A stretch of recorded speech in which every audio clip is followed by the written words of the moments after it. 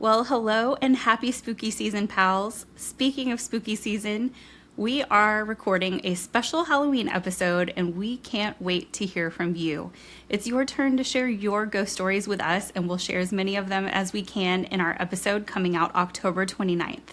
You can either write it out in an email or you can record yourself telling the story and send the audio file to spookysisterhood@gmail.com. Deadline is Saturday, October 18th by midnight. Can't wait to hear what you have for us, and of course, keep it spooky, Sibs.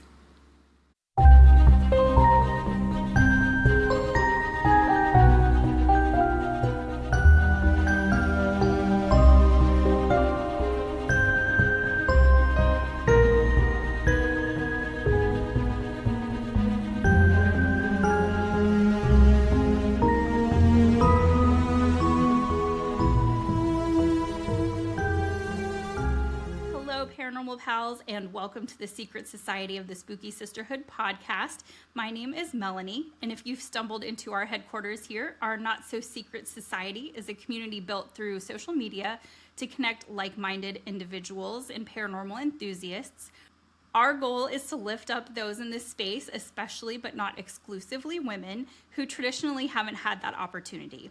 Each week we'll be joined by a member of our sisterhood, a special guest, or both, as we discuss one of many fascinating topics in the paranormal world. And if everyone's ready, we'll call this meeting to order. There's only one bit of business today, and that is I'd like to remind everyone that our third annual Haunt Down to Halloween will kick off August 3rd, and we are stoked. Other than that, today's episode is a little different. We're talking to one of our newest council members and learning a little bit about why they got into the spooky world, and hopefully sharing some fun ghost stories. So without further ado, I want to introduce everyone to our council member, Bri. Hello. Hi, Bri. So as you know, one of the first questions that we ask our guests usually is to tell us a little bit about yourself and your childhood, and if your spooky interest started as a kid or how you got into it. So now it's your turn. You get to tell us your story. Okay, so I, along with many people who are interested in the paranormal, I'm assuming at this point, I grew up in places that were questionable, and not like in sketchy areas or something like that. I mean, like it was probably haunted. I say that because I grew up hearing stories about how my dad would see a blonde woman who looked exactly like my mom, like walking up the stairs behind him out of the corner of his eye, or my brother was woken up and screaming, crying fits because somebody that he couldn't see was touching him, or things like that. And then I found out, like, digging into the history of the place and stuff, that a bunch of people died while they were constructing it. And, oh my gosh. So, like, it's kind of it's in my blood at this point. So it really was. Yeah. And I moved around a lot. Like, that was the house I lived in until I was, like, 5-ish. My sense of time is very wrong, so don't research that. It's probably wrong. But I've moved a lot, and out of the 10 plus places I grew up in until I was 18, more than one of them had weird occurrences happening. Oh my gosh. Yeah. Is that something that like ran in your family? Like, did they have experiences before this, or is this something that you guys just kind of happen to have these haunted homes? So family split down the middle. My mom has always been a huge believer. Okay. My dad not. He's extremely skeptical, and he still makes fun of me, and that's fine, because that's just kind of our mechanic. We just tease each other all the time. But he's also, a military veteran and worked as a police officer for a long time, so he's very, he's gonna, this is not the best way to word it. He's not narrow-minded, but he is when it comes to this. Sure, he was evidence-based. Yes, he's very, very much so. And honestly, I get that from him as well. I'm one of those people where I struggled with my belief system in regards to this for a long time. Like, and even now, I still flip-flop between whether I actually believe or if I'm just scrambling for any logical conclusion in any way, shape, or form. And Yeah. considering I keep coming up against many, many instances where I just can't explain it. Yeah. So, yeah.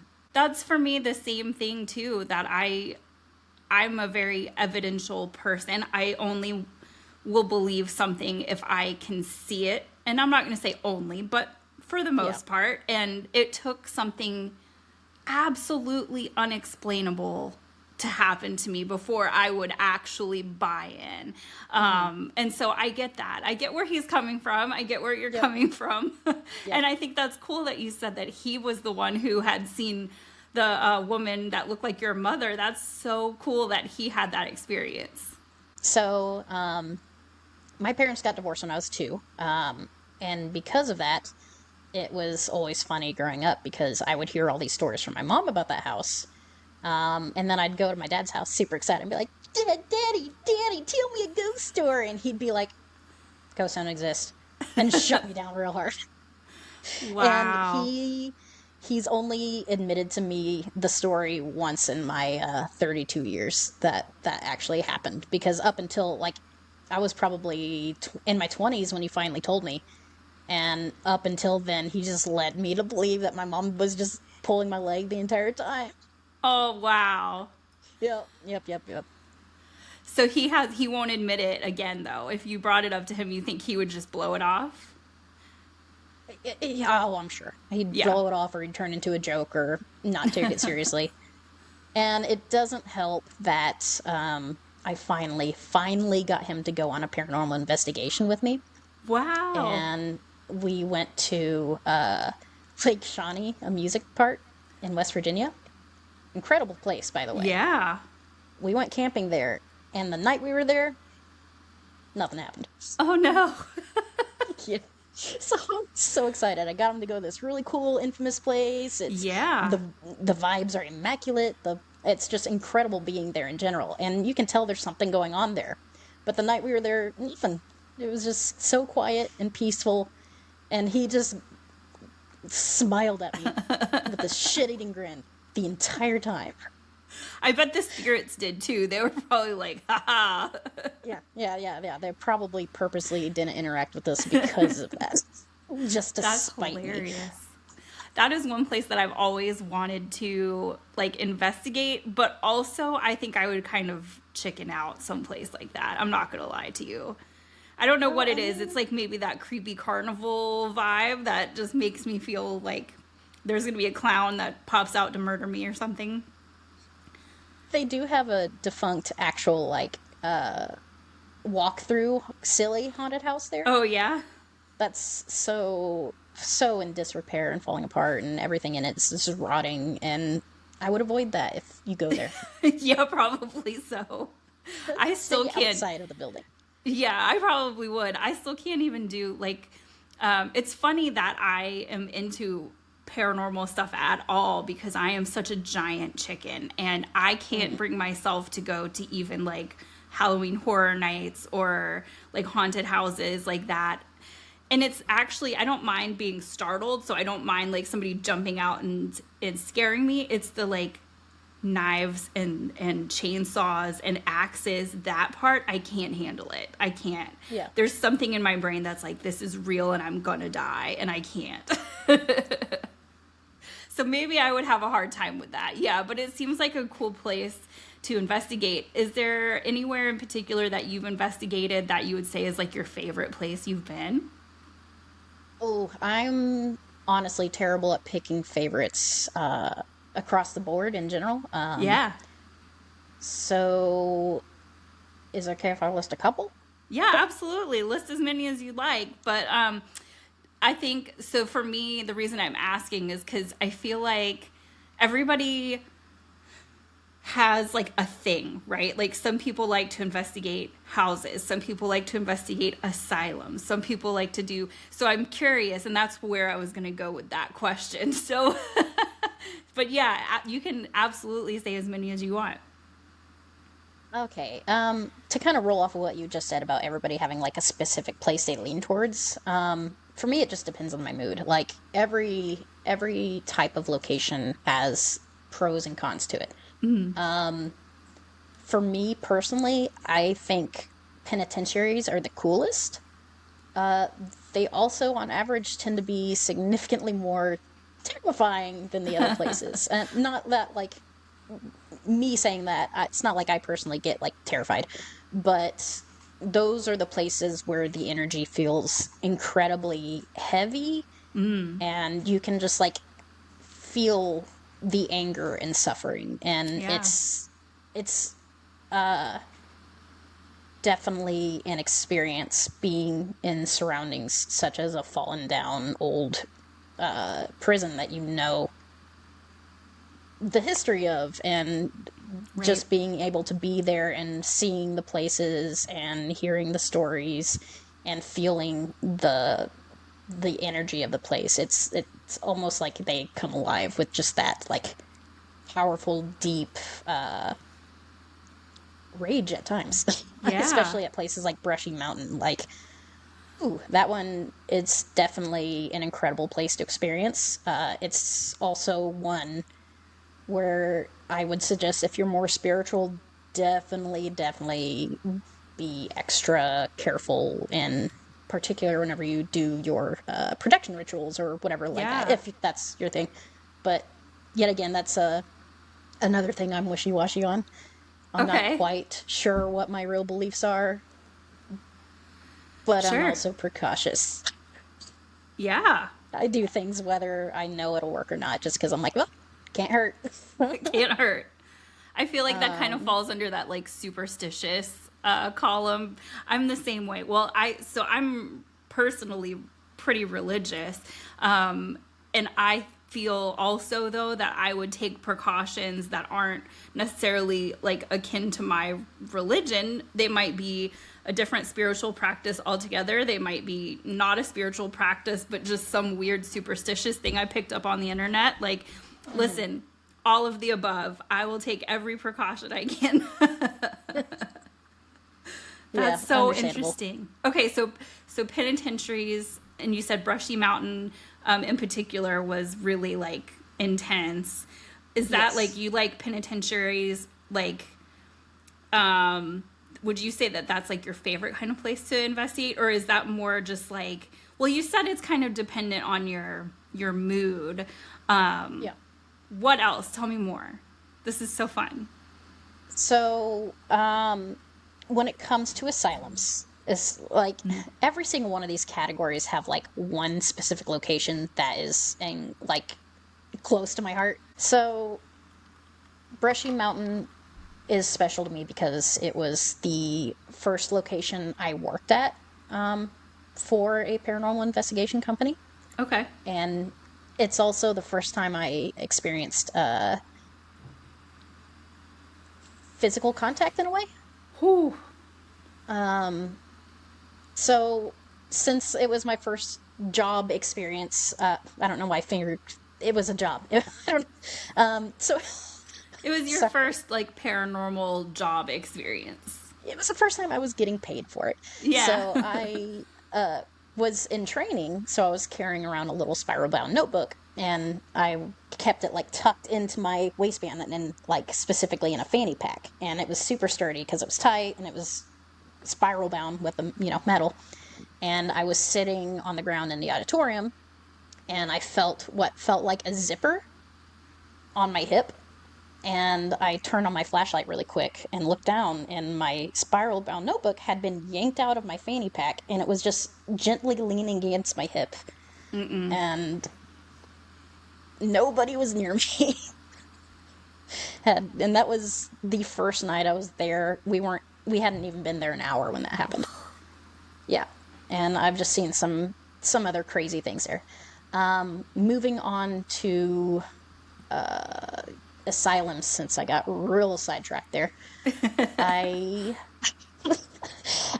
am obsessed with Indiana State Sanitarium. Okay. So I am in Indiana, so that was one of the locations I worked at the most frequently. And asylums across the board, they have a drastically different energy than penitentiaries do. Yeah.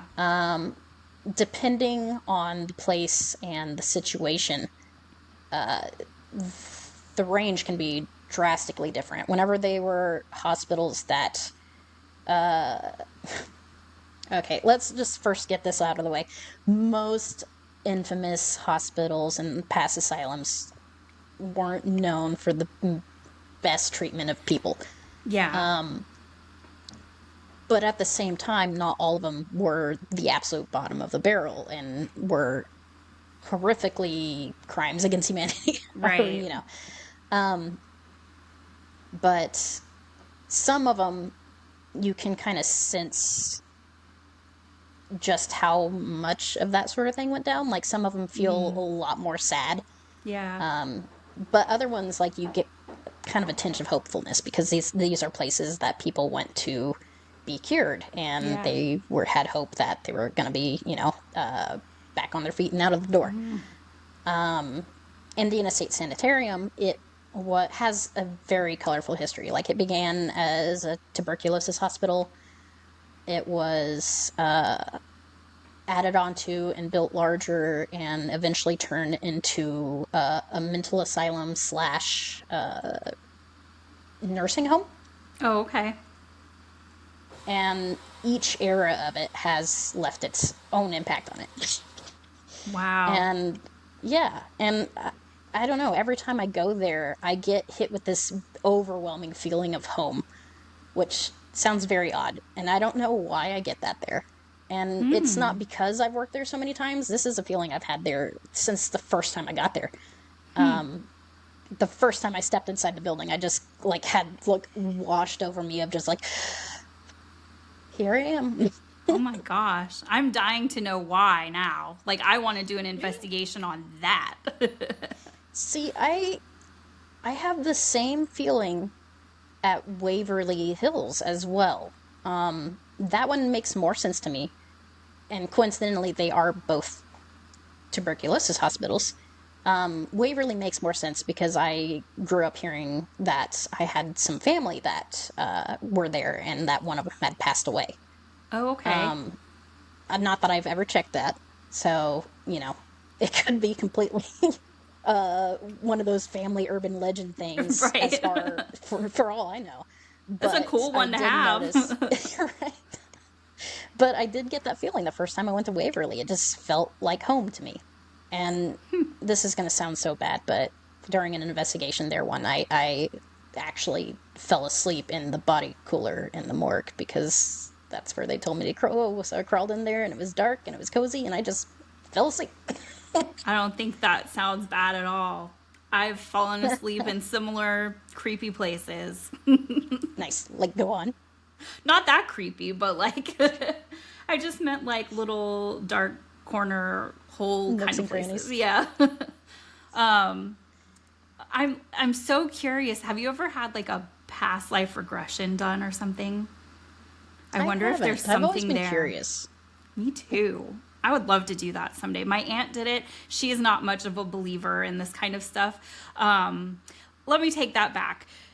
I never thought she was much of a believer in this kind of stuff. I'm learning more and more about her and most of that side of my family every day. But she had a past life regression done, and she was like, it was so on the money. It made so much sense for me.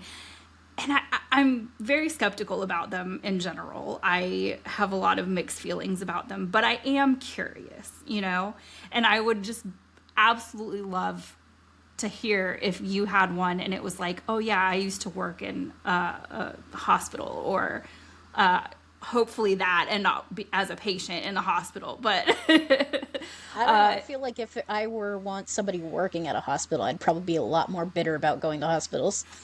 True, you might. Yeah, that's a good point. But I don't know if you'd feel like you were at home if you were a patient either, though. Maybe, I don't know, maybe you owned it back in the day. How far I've fallen. No,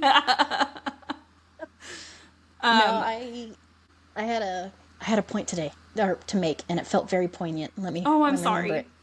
Oh no, you're good. Oh, because you said you were skeptical about the past lives thing, but you're curious. If you think about it, that's why all of us are into the paranormal. It's because of our curiosity. It doesn't matter what our actual beliefs lie. As long as we are curious about the mystery, we're gonna be obsessed with it. And Yeah. that's kind of how I am with most things. Like, it doesn't matter how much I actually believe it or how skeptical I am. My brain is way too curious not to explore it. So I Right. would 100% do a past life regression. Right. Just to see what happened.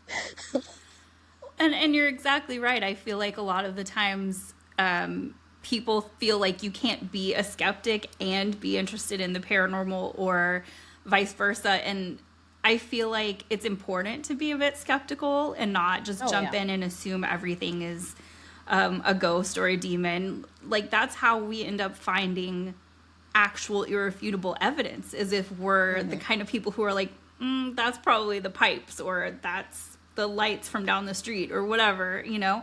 And I think it's especially important these days, and again, not to get down a political rabbit hole or anything, or an ethical rabbit hole, but it's so easy to falsify things these days with AI, with, you know, all the technology that we have. And I feel like it's just so important to be skeptical as a whole these days and really like think about what we're consuming, you know? For sure. I have to admit that I'm not convinced we have any sort of equipment available to us that would be considered irrefutable evidence at this point, especially with, you know, AI and stuff like that now. It's just going to be more prolific than ever that we have fake videos and photographs and who knows what else going around on the internet. Like, it's just getting harder and harder to prove what we've seen and what we've experienced is real. You could take a photograph of the most clearest image of a ghost or a spirit that you've ever seen, show it to somebody and be like, look what I got. It's the white whale. And then people be like, sure, Jan. Nah. That's how I feel most of the time. And I feel bad. No, I'm a full believer that people who want to do this sort of thing and they want to do it seriously and they want people to take them seriously, you've got to have knowledge behind camera tricks and things like that. Just at least a base one, so you have an idea of where to start when it comes to potentially debunking questionable evidence, or, you know, even figuring out your own. Like, it doesn't matter whose it is, even if you took it and you don't recognize it. Whatever you captured in the image, there's been many times where we've thought we caught something and just, you know, retraced our steps and try to recreate it and seeing what happens. Exactly. And it's not that you're saying that it's necessarily faked, but that there's an explanation behind it, you know? Oh, yeah. And I think that that's a big piece of this. And I don't know, I actually was going to ask you a similar question about your family, but for me, growing up, I was a really fearful kid. And so my dad would sit up with me at night and he would be like, okay, that was the cat next door that you heard, or that's the house settling, or whatever. And he'd like help me to not be so afraid by telling me like what noises were, or like why the lights flickered, or whatever it may be, you know?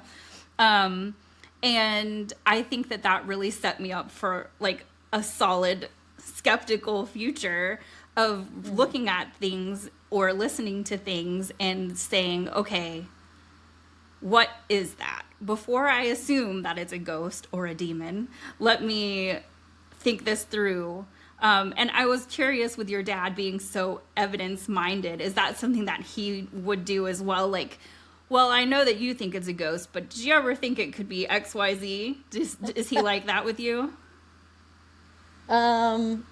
I can't say. I mean, I always knew he was going to deny any sort of paranormal explanation, so I never bothered asking that particular question.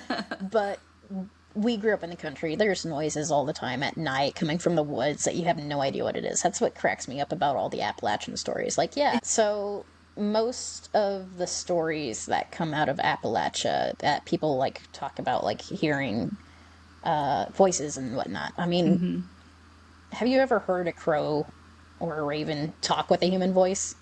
It's super creepy. would probably explain a lot of that. There's so many weird noises that you hear in the Yeah. woods. It could be literally anything.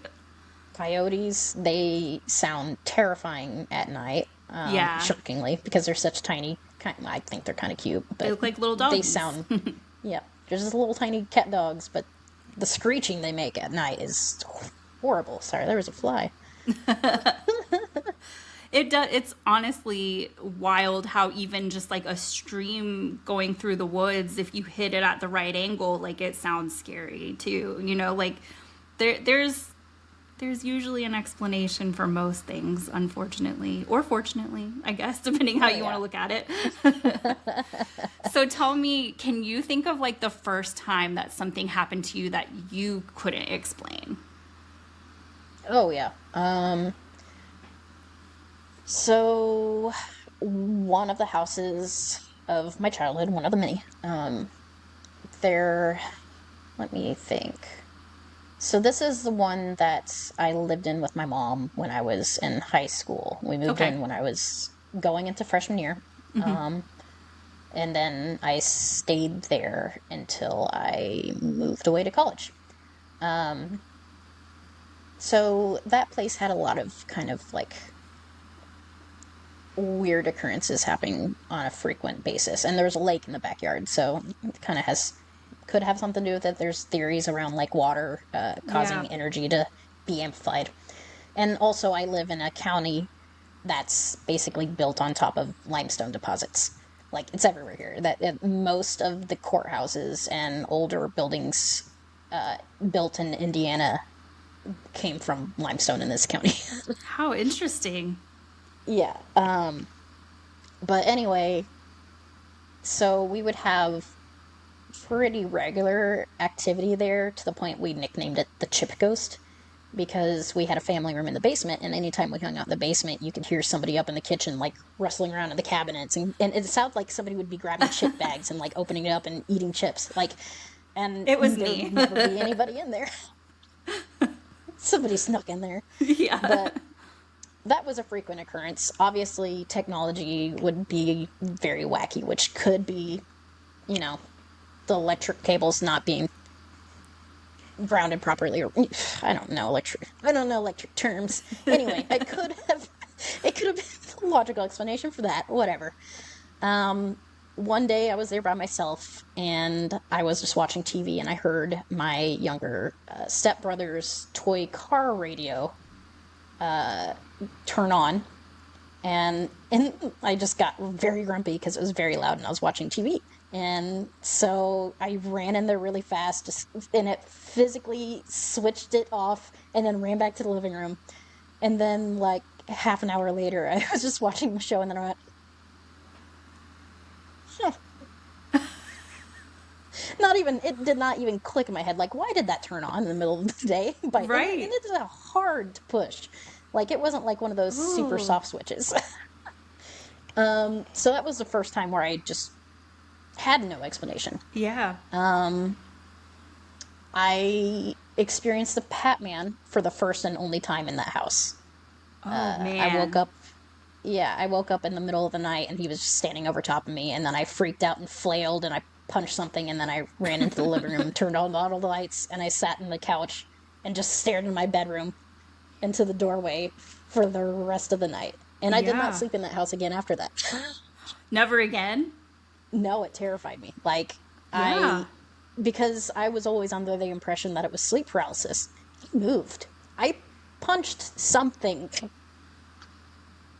I am like full chills because I always assumed it was sleep paralysis. Yeah, that's how I always heard those stories. Like, the Hat Man's pretty well known because a lot of people who experience sleep paralysis tend to see him. For sure.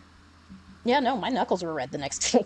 To be fair, I could have punched a wall. I could have punched something else. I don't know. I was in a state of panic. Absolutely. Yeah. But you Other saw than- it. Yeah, I did. I saw his silhouette, and it was a very, very opaque black. Like, there was no seeing through it. It was darker than the rest of the dark. You hear people say that all the time, but once you see it, you know exactly what I'm referring to. Absolutely. And that is what happened the first time that I had an experience that I flat out couldn't explain. It was because of that same just blacker than night. Like, and I have chills just thinking about it because it was a similar situation of, well, not of the Hat Man, but of seeing that and just knowing in your head that that's not right. Like, there's something about it that is not right. And it was along this wall next to my bed, and it was just a black shadow. It didn't have a shape particularly for me, actually, but my neighbor did experience the same thing, but it did have a shape of a man to her.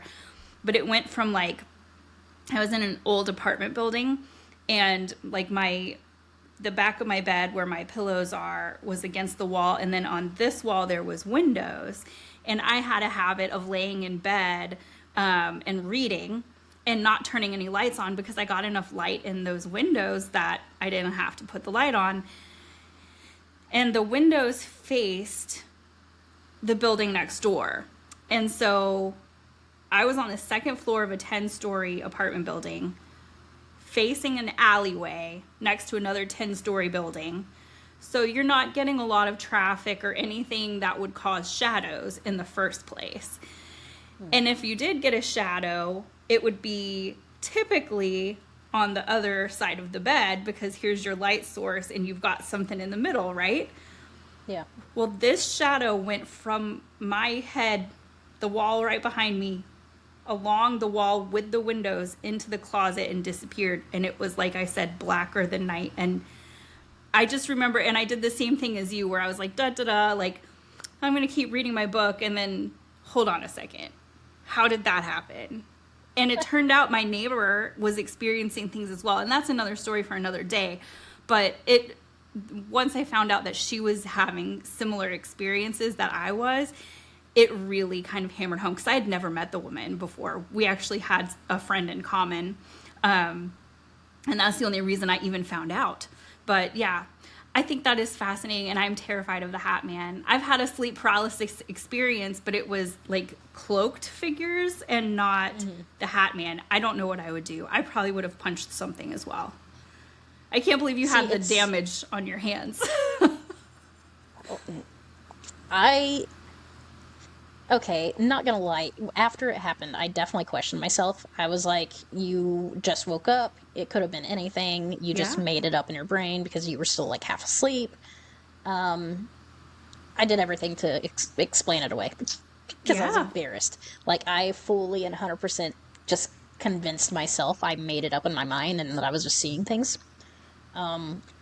So I was talking to my stepdad at the time, and this was a couple years after that incident, and I never talked to anybody about that. I didn't explain it because I was just very embarrassed.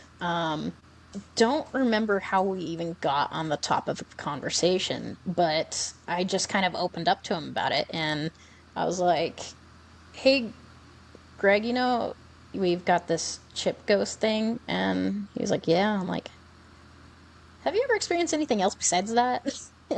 And he kind of, like, just looked at me and just kind of, like, gestured for me to go on. And I was like, well, I mean, I don't stay here now because the last time I slept here. And then I kind of, like, started telling him the story, and I told him I, like, had this weird experience. I didn't even give you the lead up to the story. It was a weird thing. Like, I was awake for a while before I saw him. Long story short, my hearing went weird. I was getting, like, that weird, like, white noise sound. It just kept getting louder and louder. And then I, like, covered my head with a blanket to, like, try to drown it out. And whenever I pulled it down, that's when he was standing over me. Nope. And he was just, like, leaning over top of me. And I get to that point where in the story, and I was telling him about it, and then he kind of stopped me and he said, was he wearing a hat? Nope. Mm-mm. And he explained the exact, like, obviously, Hat Man, a lot of people experienced it, but the fact that it was the same exact shape that I saw it, the same height that I saw, in the same house that he grew up in as a child, and he experienced it as a child there many times. So. Wow. Did he stay in that same room when he was a child? Or just in the house in general? In the house in general. The room I had had been a garage in the past that was converted into extra rooms. But, wow. Wow, that is so creepy. Ugh. Yeah. I love when it, like, when you get, I was going to say vindicated. That's not the right word. Validated. Validated. Thank you. Yes. That is awesome. But also really scary because it makes you go, oh man, maybe I really did see it. I had fully convinced myself I'd made it all up in my head, and then I had that talk with him. I'm like, Oh my gosh. Blech. I had one other experience in that house before they moved. The same day they moved out was the same day I was moving into a different apartment in college. So we were all packing up our stuff to go, and I was in the basement grabbing some boxes, and I heard my mom call from upstairs, and she just shouted my name. And then I heard her murmuring, and I was like, I can't hear you. Blah, blah, blah. Repeat yourself, please. And then she said my name again, and she's like, Bri. Blah, blah, blah, blah, blah. Like, I still didn't hear you. Please just wait till I come upstairs. And then I heard her say, Bri. And this went back and forth for, not even exaggerating, 10 minutes, where I just progressively got more and more frustrated and grumpy, and then it turned to anger just because I was like, I can't hear you, please, you're making me feel like I'm going insane. And finally I just threw my box down and started stomping up the stairs, and I get to the point where I'm like eye level with the front door, and the front door opens and she walks in, and I guess I had a really grumpy look on my face because she just looked at me like, what's wrong with you? What's happening? And yeah, it turns out I was the only person in the house. Not only were they not in the house, but they were in the detached garage on a different lot. No. So I basically got into like a screaming match of sorts with something. With her doppelganger. Oh my god! Look at you tying up things that I never even thought about before. Maybe my mom's just haunted. Chills. Maybe your mom is haunted. She's got a doppelganger that just follows us around. Oh no. Well, she went up the stairs at the beginning of this conversation, and then now she's calling her. So, okay. Again, I'm trying to like reason through this, right? So, was it her voice, or did you just hear your name in a woman's voice and you assumed it was her? It was her voice. Oh, that's even worse. Yep. Oh, yep, okay. Yep. I can't put into words how convinced I was it was her. Like, it didn't even cross my mind to even question it. It was her. Wow. And I feel like, especially when it comes to having your name called by your mom, like there's some visceral thing that you know that's your mom calling your name because you've heard it so many times. Oh, yeah. So I bet you know exactly the emotion I was talking about. Like, the annoyed teenager responding to the mom. Yep. 1,000%. Oh, my gosh. Yeah. So did you tell her? What was her reaction? So when I told her about it, she like was very freaked out and very thankful that happened to be the day they were moving out, and they moved to a different house in the same neighborhood. So I don't know how much that was escaping it, but whatever. Anyway, so she actually blames me a lot because for paranormal experiences she still has every now and then, because she says, quote, you bring things home, unquote. I don't know about all that. You just pack them in a suitcase and bring them with you. Just I go to a penitentiary. I'm like, hey fellas, get in the car. That's amazing. We've got a mother to visit. But no, she thinks this because one time I think it was after it was after I visited the Monroe house, the mysterious Monroe house. Incredible place, by the way. Only place I've been that's like downright terrified me. Ooh, I want to hear that story later. Yeah, of course. But anyway, I came back from there, and the first night I did not sleep well after I got back. Like, I just felt like I was heavily being watched the entire time. But then I did my usual of, all right, I get it, you're here, leave, I'm done. I'm gonna be boring now. There's nothing to see here. Move on. And it left me alone. Apparently I went and found my mom. Oh, no. Yeah. She said that she kept getting weird feelings in the kitchen, And then one time she was working on something, and something that was pretty sturdy up on a high shelf just randomly fell over and hit her on the head. And she was like, "Bri, you need to take care of this. You need to help me with this." I'm like, "All right." And so I just got her, some little sprays and stuff like that to try to cleanse the space, and that seemed to work. And the weird things she was feeling and experiencing quit after that. But oops, sorry, Mom. Oops. Oopsie. That is wild. I don't know that I've ever had an experience where I felt like anything has come home with me, but I live in a place where I'm living right off of the river, and I don't know, maybe a mile down the road is a very liminal place, if you will, because it is 3 railroad crossings, I think 2 highways cross, and 2 streets cross, and it goes over the river all in one spot. And they call Indiana the crossroads of America. This place is nuts. And this is another long story for another time, but when I was at Michigan Paracon a couple years ago, I met someone completely randomly in Michigan who lives just a few miles down the street from me here in Richmond. And I was telling her where I live, and she was like, "Oh yeah, that's a very liminal place, blah, blah, blah." And it hit me that is why I feel in my old apartment upstairs from here,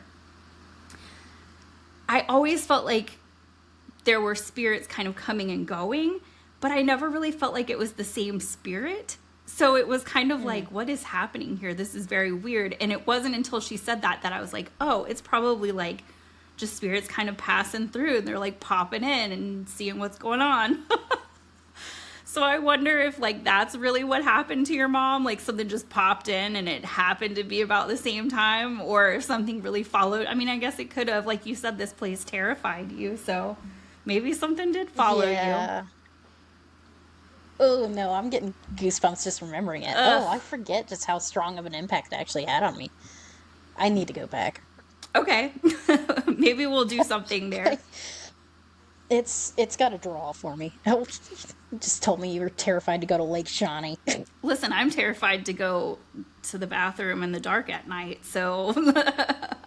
Yeah, you definitely need to come out on a ghost hunt sometime. I'm sure I would love you've been told that many times. I have. Me too. And Alex Matsuo and Thorn Mooney, when we were talking in their respective episodes, I confess that I've actually never technically been on an investigation, like a for real actual investigation. And now, I think it was in Thorn's episode, when we were talking to Thorn, and I think it was Androniki, they decided that we should record bonus content for our Patreon where I get thrust into scary situations, and we record it, and everyone seems to think that's great, except for me. No, I've got all kinds of ideas. Just let me know. As long as I'm not by myself somewhere, I'm okay. See, that's honestly, I still struggle with that part myself. I was always terrified of the dark as a kid, which is extra ironic considering how often I spend my time in dark, dank places now. But yeah, about the only times that are difficult for me are when I'm completely by myself away from people. Yeah. But that's something I'm working on. I'm trying to get over that. It's a hard thing to get over because it is, I feel like, the most vulnerable that you feel. It is. It is. And especially whenever you do stuff like this more frequently, you start to pick up on patterns. Like, never are you quite gonna exactly know what you're gonna get yourself into. Yeah. Because sometimes you can't get any interaction at all with the group, and they will only target and show themselves to people who are off by themselves. Yeah. Or vice versa. Like, you never quite know. But yeah, that's one of my favorite things to do, though, is for people that are extra skeptical, we try to get them by themselves, because we just hope that that'll be the best way for them to experience something. Ugh. We'll see. Maybe we start out with me being craft services and bringing you guys snacks while you're investigating. So I would love that, personally. this is a little bit of a detour from what we were talking about, but I know you're big into theater. Hi, pals. The code word for this episode is specter. So I would love that, personally. this is a little bit of a detour from what we were talking about, but I know you're big into theater. Yes. Number one, do you have any haunted theater stories? And I know the answer is probably yes, because I feel like every theater is haunted. But I would love to hear a haunted theater story. So, actually, I have a working theory on why theaters tend to be haunted, if you want to hear that real quick. Absolutely, I do. So this is going to kind of roll into my theory on what hauntings actually are in general. Okay. As I've mentioned to you before, I am definitely more on the skeptical side, but I'm also like slowly shifting away from that with time. But I believe I've come up with the most logical explanation that makes me feel like it feels right to me. Obviously, this isn't tested by any means since, it's paranormal. Nothing's actually really officially academic at this point. Right. But, so working off of the theory that it's energy, which, as I've been describing with my stories, that's how I see it, clearly. I don't necessarily believe that a death has to occur. I think it can be caused by heightened emotion in general. So I believe that when a traumatic event happens, for instance, as an example, I think like that person who gets affected ends up being affected so hard and their emotions are heightened so much that their energy kind of like leaves an imprint on the area. Yeah. And I think that has a little bit to do with why theaters tend to be haunted, because they tend to be, as long as it's a good theater, they tend to be a place of heightened emotion. I mean, the arts in general, one of the biggest impacts it has on society is it's like holding a mirror up to society. It's telling stories. It's showing society to itself and in a very artistic, sometimes absurd, sometimes abstract way. Yeah. And whenever people are into that sort of thing, you're gonna experience emotions there. So I don't know, it just makes sense in my head that could be why it seems to be most theaters are. Yeah. Especially with live theater, especially with them.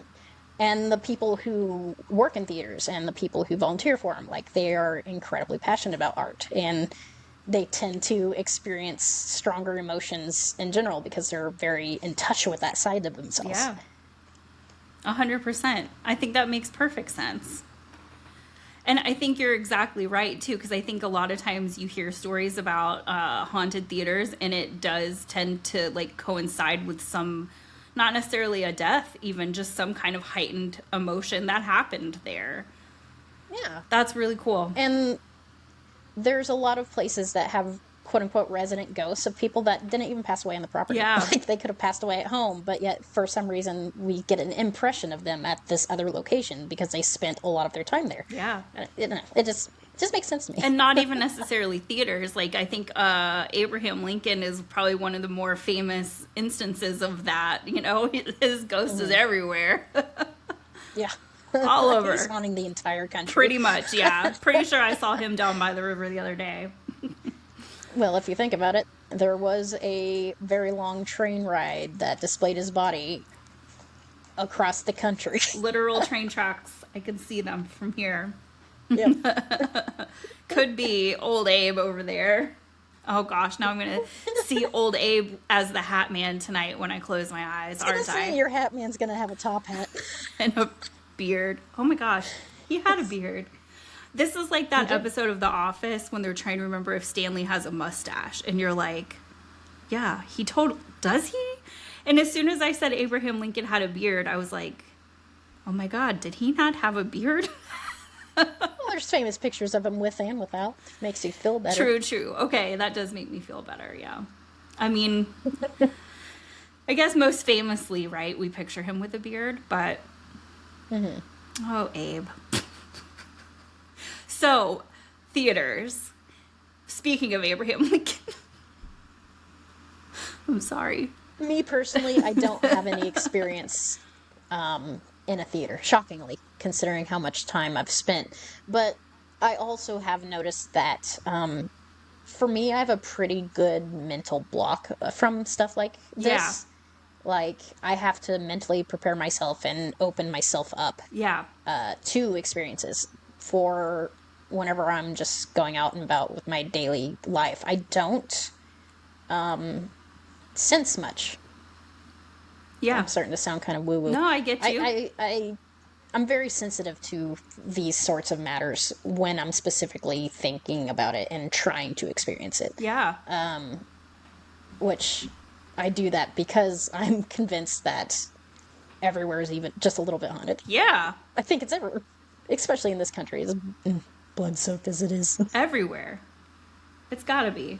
Yep. And I think that it sounds to me like you have solid boundaries is what it is. That you know, like, okay, I'm turning it off. I'm unavailable. And then when you're ready, you can turn it back on. And I remember this show on TV about, like, psychic kids. I think that may have even been the name of the show. But they worked on teaching the kids, like, how to set those boundaries and be like, I am not open to your energy right now. No, thank you. And, like, it sounds to me like you just naturally are like, nope, got it, on and off. Gotta have mental blocks, otherwise it's just, I'm already exhausted all the time. I don't need to add to that. Same. I think I'd be like a buffet for ghosts because I'd be so scared walking in there. I'd be like, all right, well, I guess I'm taking home a demon tonight. I'm half kidding. Okay, so no haunted theater stories, but, and this is probably the kind of question I would normally ask in our After the Gavel. If you could have any theater role ever of all time, what would your, like, dream role be? Oh, gosh. I know, it's a hard one. That is. And you can narrow it down if you want. It could be musical. It could be just like a play. Could be comedy. Could be tragedy. Whatever. I'm open. I've got an answer. I would love to be, and this will never happen, by the way, but I would love to be Seymour from Little Shop of Horrors. I feel like we should make this happen. That'd be amazing. Why not? Let's do it. We'll put on... Well, I mean, if I'm going to be honest, I've kind of morphed out of acting. Yeah. I barely act anymore. It's usually directing now. That's awesome. Or assisting in some way, shape, or form. An okay singer. There's better. I'm sure you're better than me. I am absolutely horrific when it... I'm not 100% sure I'm tone deaf because I can play music pretty well, but when it comes to making it come out of my mouth, it's not great. So I mostly stayed behind the scenes when I did theater as well. My favorite thing to do was the curtains. That's how I got my start as a 8-year-old in grade school. I don't know what it is, but it makes you feel so cool because you're like, nope, you're done. No more. Goodbye. Go rogue and start shutting off from somebody you don't like. I used to do that when we would rehearse. If I was like, wow, that was bad, turn it off. I always dreamed of being like on stage. I grew up watching a taped off TV version of Snow White and the Seven Dwarfs. And I don't know if it had been on Broadway or where it had been, but it was on TV in the 80s and my mother taped it. And for decades I watched it on this VHS tape. And I desperately wanted to be Snow White in that play. And when I was like 12, auditioned to be in the Snow White and the Seven Dwarfs in my like local theater. And I made it past the first round of auditions somehow. I think because I was making fun of myself. I did my little monologue, whatever. And then this song that I sang, because I'm such a bad singer, I sang the Oscar Mayer Wiener theme song and tried to make it like classic, ridiculous. And then I got a call back and had to dance and did not get called back after that. Yeah, I cannot dance. I am not a dancer. I get very, very much tripped over myself quite often when it comes to just walking in general. Yep. So yeah, I am not a triple threat by any means, which in the biz. You have to be these days. You have to be, but yeah, that just means you can act, sing, and dance, Oof. which I'd rather direct. On that note, and we can cut this part if you want because it has nothing to do with anything, but I read the book Wicked. I've never seen the play or the musical. When I heard that Ariana Grande got cast, I was like, you gotta be joking me. This is ridiculous. But I went to see it because we went as like an outing for work. Have you seen it? I haven't. All I'm gonna say... I'm an awful musical theater kid, by the way. I'm the worst. It's okay. It's okay. When I tell you her first moment on screen, just straight up my arm, goosebumps. And when she opens her mouth, her whole first song is like opera.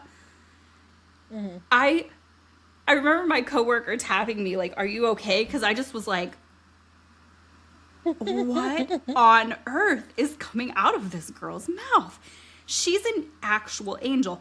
Now, Cynthia Erivo, on the other hand, she's not an angel. She's some kind of supernatural being. I mean, I've heard it's incredible. I can't even come up with words because I think she might actually be from another planet or the heavens. She should be in every musical ever until the end of time, in my humble opinion. See, I'm not great with musicals because I have a little bit of an audio processing issue. So I never know what's happening in them. I have to have captions or else I'm completely lost. Honestly, I've never thought about it as an audio or auditory like processing issue, but I have the same problem and I watch everything with subtitles. Because I'm with you. I'll lose the story. Oh, yeah. I thought when I went to see my first opera, I was going to have that same problem, but I didn't know they give you the frickin' subtitles at the top of the stage. I didn't know that was a thing either. It was I just awesome. assumed people went to opera just to exist in the vibes. That's what I thought, too. And just guess what's going on based on how they dress and move. Honestly, that's what I was prepared for. And I probably never would have gone ever, but a coworker of mine was in the opera in Charlotte. I forget now which one it was. It's whatever the one was from Pretty Woman that she sees for her first opera, funny enough.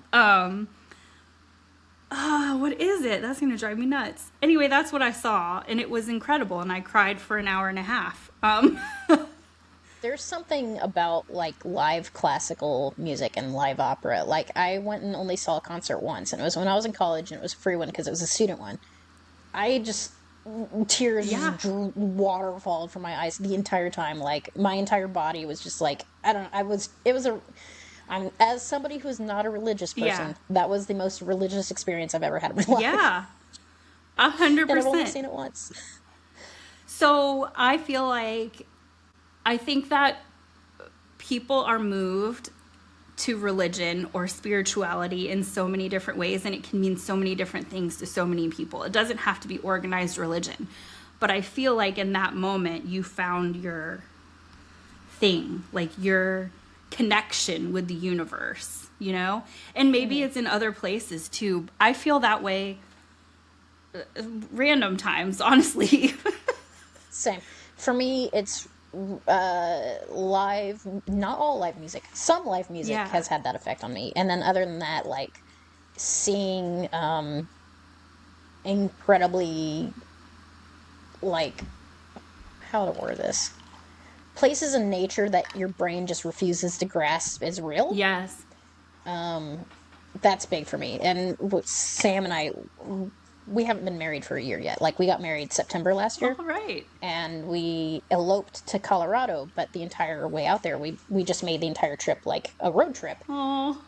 So we drove from Indiana and went up north and then turned west, and we hit up a bunch of national parks while we were out there. Like, we saw Glacier and Yellowstone and drove past Moab. And Glacier, like the first day that we were exploring there, we took the Over the Sun road highway. I was like that the entire time we were in that park. Like, I was just mind blown by how incredible everything was. Like, it was so beautiful.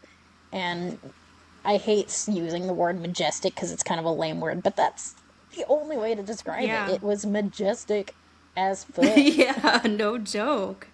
Oh, that's my dream. I would love to go there. I'm happy to hear that you had that experience there. So good. I highly, highly recommend it. Was that your favorite place? Oh. Where we got married was. Sadie, get down. Sorry, she was trying to steal my food. Come on, Sadie. So, we got married in Grand Junction, Colorado, and that's where the National Monument is. The Colorado National Monument, that they just call it the monument. And that's where we got married there because that's where my husband was born.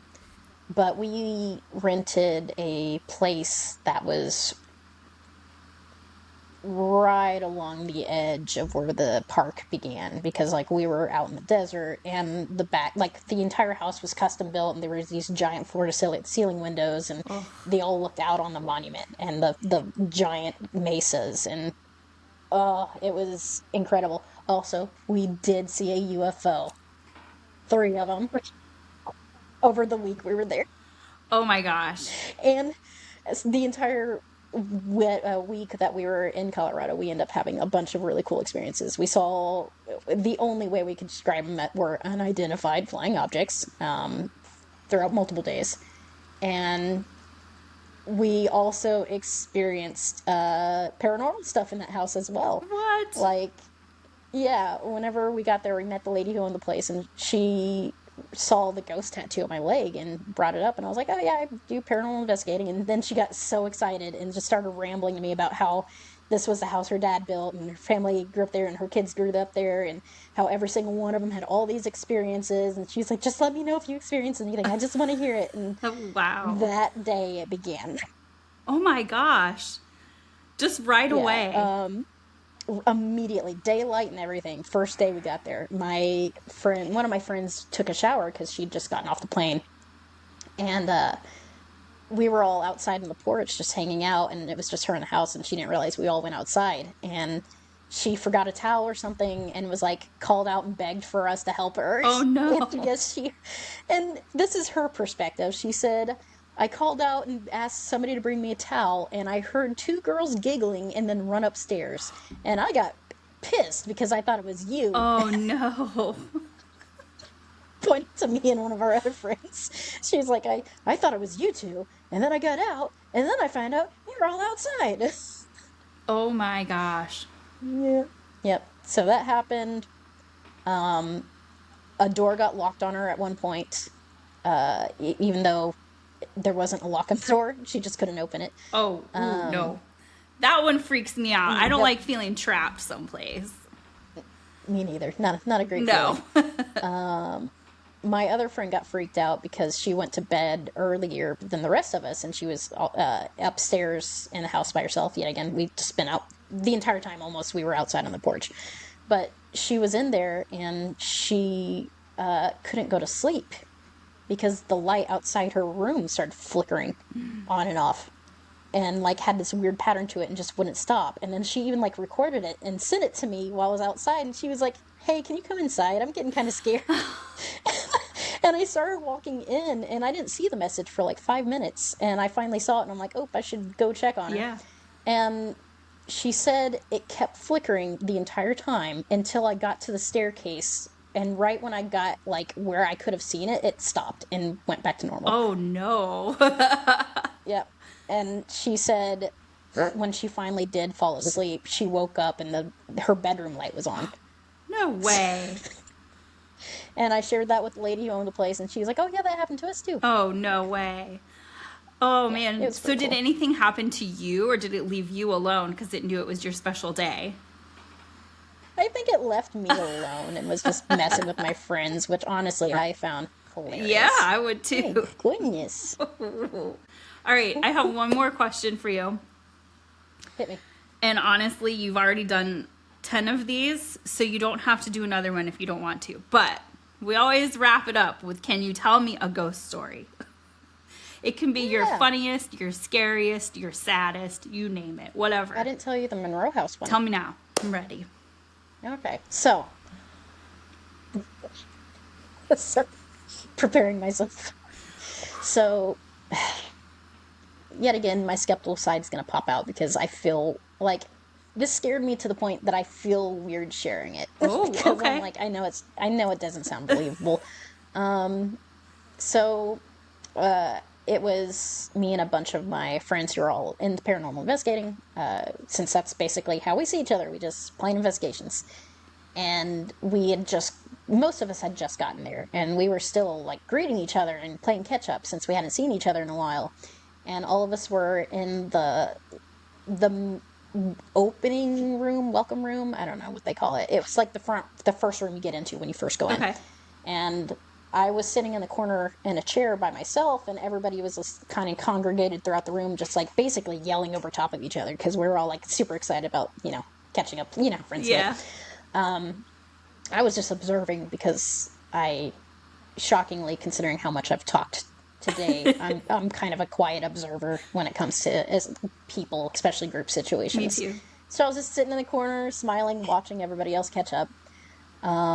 Wasn't even thinking about the fact that we were in a haunted location. Wasn't thinking about investigating at all. It was just chatting friends, listening to conversations. And all of this happened at the same exact time, so it's really difficult to explain. But my hearing went real weird. Everybody suddenly got really muted, and it was like this tunnel vision kind of like cone sound, you know what I mean? 100%. And the exact moment that happened, where, like, all the voices just muted, and I heard what sounded like the voice of, like, a 5-year-old girl, maybe even like a 3-year-old, like little girl. In my ear, but in my head, like, Yeah. you know what I mean? 100%. I heard the tiny girl voice say, "What you doing?" and, like, giggle, like, Oh. entire, like, from head to toe, I just felt dread, just, Oh. and I could tell nobody else heard it because everybody just continued on as if nothing happened. And I just, like, stood up really fast, looked around, peeked out the window, closed the curtain, and then I ran outside to look outside. Yeah. I'm like, there's gotta be a girl here. No, it was nobody outside, nothing. And yeah, just huge cold chills. And I explained that to everybody, so not too shockingly, that was a frequent question that popped up throughout the rest of the night for the actual investigation, since we hadn't even begun. Yeah. Ooh, sorry, I'm No. kind of shivery thinking about Me it. too. And you said that you had, like, a So- feeling of dread when that happened? With, like, immediate? Immediate gut reaction. Wow. And please keep in mind, this was by far my first investigation. I've even investigated places with, like, other children's spirits before, and usually they're my favorite. Like, Yeah. I love interacting with the spirits of kids because they're so happy and they just want to have fun and they want to play Yeah. and they want to dance and mess with toys. No. This was different. This was very, very different. And I've never heard a voice that clear up until that point. I have now since then. But that was the clearest I've ever heard a voice before.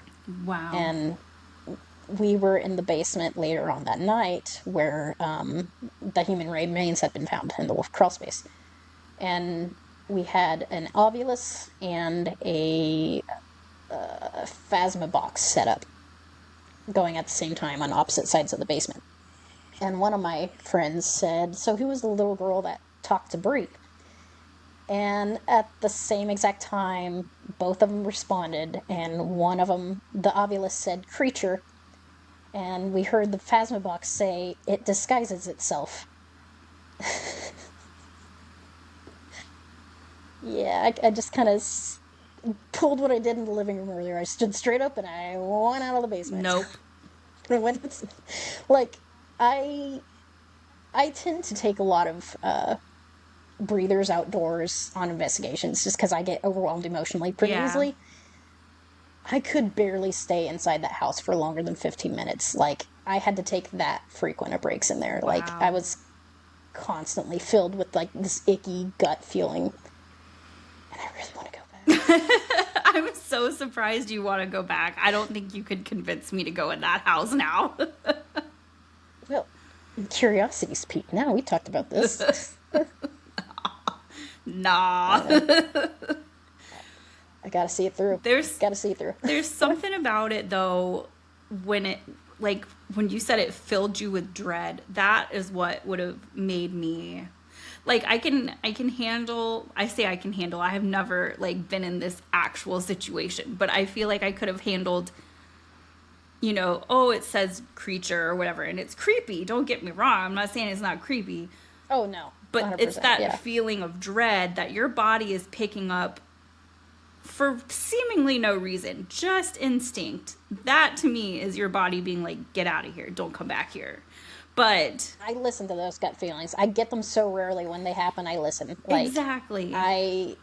It was not just dread. It was 100% fight or flight. Yeah. Like, that is what kicked in. Kind of like when you punch the Hat Man. It just happens. You know, I was walking my dog last night, and it's the same thing with animals. They just have that instinct, and he's pretty chill. Like, he's one of the chillest little dogs I've ever known. And like, we were walking probably like 9:00 and went down towards the river to go, he could do his business or whatever. And all of a sudden he like popped his head up and looked, and then he like looked like he was looking even like closer at something. And I couldn't see what he was seeing, but he turned and went right back towards the apartment. And I was like, we're going, because if you are that scared, I should be too. So we left. I'll follow. I do not mess around when it comes to instincts.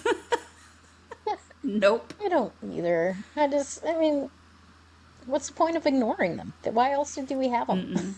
Now, I do think that we sometimes confuse ourselves and think that something is just an instinctive reaction, but really it's our brain overthinking or, you know, making things up or whatever. But there's a difference, and you can feel it. You feel that difference when your body's like, hey, pay attention, something's happening, you know? So I think that's so interesting. Yeah. I'm not sure if this is the same for everybody, but one of the biggest ways I can tell the difference is because when it's like my instinct, it's pretty instantaneous. Exactly. When it's just me freaking myself out, I can feel it building. Yeah, exactly. So it's like slower to come on, and you can tell it's coming. Yeah. But whenever it comes to like you just instinctively reacting to something, like, you don't get any warning.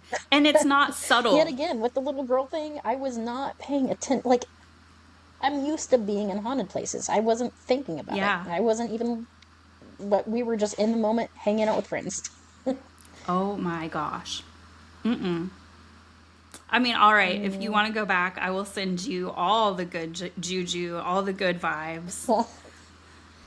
I need to get my friends to go with me again too, if they are willing. Afterwards, a couple of them had some rough nights as well. Oh my gosh. A few of us had the same reoccurring nightmares afterwards. No. Like some crazy stuff in that place. Nope. Yeah. I will, I think it was Alex Matsuo was talking about when she got a whole gallon jug of holy water. I'll bring the gallon jug of holy water for this one. Oh my gosh. Just sip on it periodically throughout the night to be Do extra safe. shots of holy water. All right, everybody's going in. Do a shot. No, thank you. So how far, is that far from you? No, it's pretty close. It's in the same state. Yeah. It's about 2.5 hours north of me. Oh, that's not bad at all. You could go. Oh yeah, 100%. I looked out in Indiana. There's so many haunted places. Like Yeah. Big ones. Throw a dart and you'll hit one. Yeah. Yeah, huge ones. Pretty decently well-known ones. And then I'm close to the Louisville line as well. So all those places in that area is. I'm in a great location for this. Yeah, you are. R.I.P. to Bobby Mackey's, I guess. Yeah, I never did get to go there before that happened, but I'll live. I have mixed feelings about that one. I mean, obviously, I didn't investigate it, but I feel like a lot of it was already debunked, right? So tell me more about the other stuff. Like, almost all of the history I've heard about the place was either incredibly exaggerated or just straight up made up. So I can't say it was too high up on my list. Yeah. But then again, there's so many places, like the Myrtles Plantation, I've heard this is the case there, and some other places as well, where, the lore may not have been true. It may have been made up or exaggerated to great degrees. But that doesn't mean that didn't create some kind of energy, Well, that's the weird thing about this Monroe House. They call it the Mystery Monroe House because there is no official known history of record of it.